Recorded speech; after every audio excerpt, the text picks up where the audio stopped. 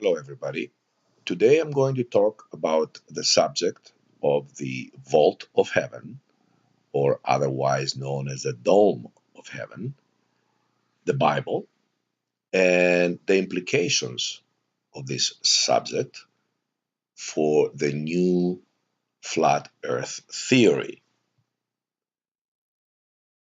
I, I believe that the Bible is inerrant, it's true in every respect. But there are some people out there, of course, that do not recognize that everything that's in the Bible is literal or it is true the way it is described. On this subject, there is definitely a group of Christians who believe that the Bible is inerrant, but they still like to pick and choose different verses and stretch the interpretation in order to make it sound a little bit more modern, in order to make it sound as if somehow Genesis, the way the Bible talks about the creation of the world, and modern science are not that far apart. I happen to have a different opinions on this subject. And so what I've done here, I went and did some research by looking at both some of the Hebrew versions of the Old Testament, as well as a translation called the Septuagint, which was the most popular translation that was in existence at the time of Jesus. Translation into Greek, from Hebrew into Greek. Um, the reason for that was because of the fact that many Jews of the time of Jesus did not speak or read the Hebrew language, and they were educated and they grew up in an environment where Greek was the franca lingua of the time, just like English is today in our modern world. So therefore, I went back to have a look at this translation, and particularly to concentrate on some verses here that talk about the vault of the heaven, or otherwise known as the firmament. So here we go. If you go to Genesis 1, chapter 1, and verse 6, okay, verse 6 is down here somewhere. There we are. You will see in verse 6 it says, and God said, let it be, or let it become, a firmament, stereoma, between the waters that are, in order to separate the waters from above from the waters from below. Um, so when we look at the word stereoma, we have to look at the meaning in the Greek, but also we can look at the meaning in the actual Hebrew that the Greek was translating from. So here we go. We can go right here. It says that Strong's Concordance is code G4733. And we can go to that one and see what Strong's Concordance has to say about the word stereoma. Stereoma, it says, is a solid body, a foundation. Also, stereoma can mean firmness, steadfastness, constancy. And another meaning is something established. Okay.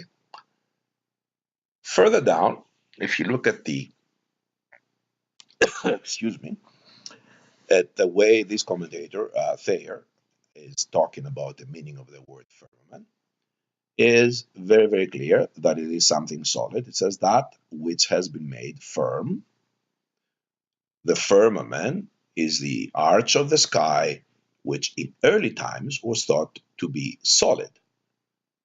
Okay, so you can look at all the meanings here of the word. And if you want to see the equivalent word for firmament or stereoma in Hebrew, the word in Hebrew is the word rakia. And for rakia, we can see rakia. is an expanse or the firmament, on the visible arch of the sky.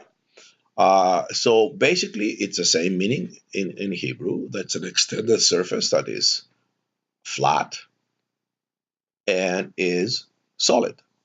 As you can see here, it says firmament of vault of heaven supporting waters above.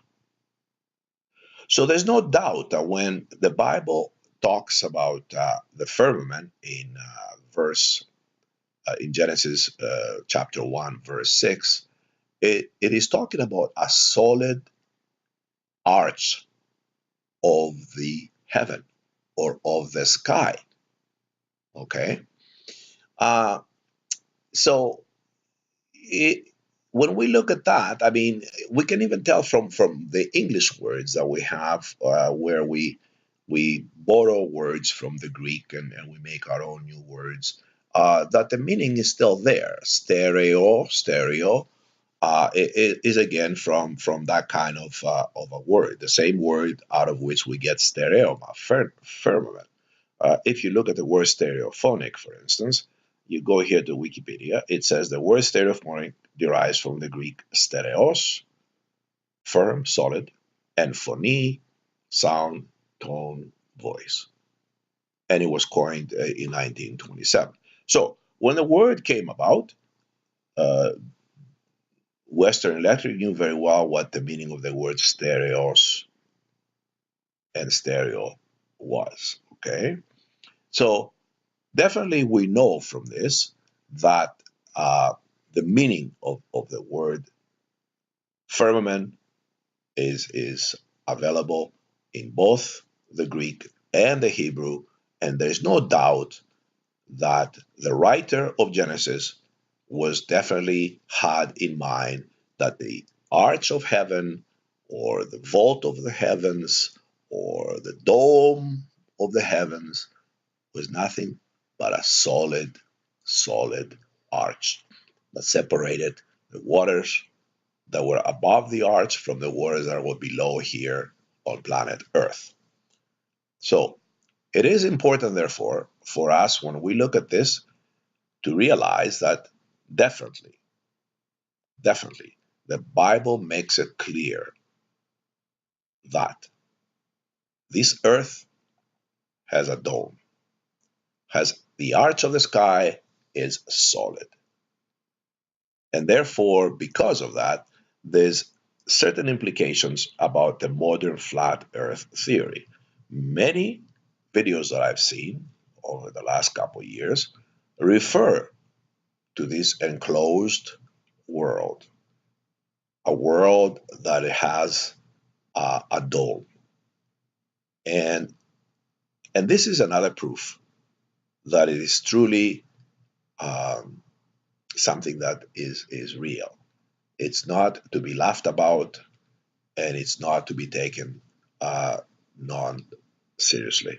So we Christians have an obligation to stay true to the Word of God.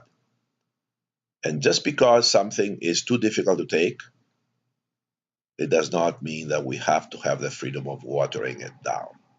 It's like a strong wine, and people are watering it down. And many have done that. They have co opted, they have accepted the new worldview, the heliocentric worldview, by totally disregarding what the Bible had to say. And this is what this video is all about, to give you another example that the Bible makes it clear that there is a solid enclosure on the earth, a vault, a dome, and other things follow from here on. For more to come, I will be saying today goodbye, but there is more to come. Have a nice day.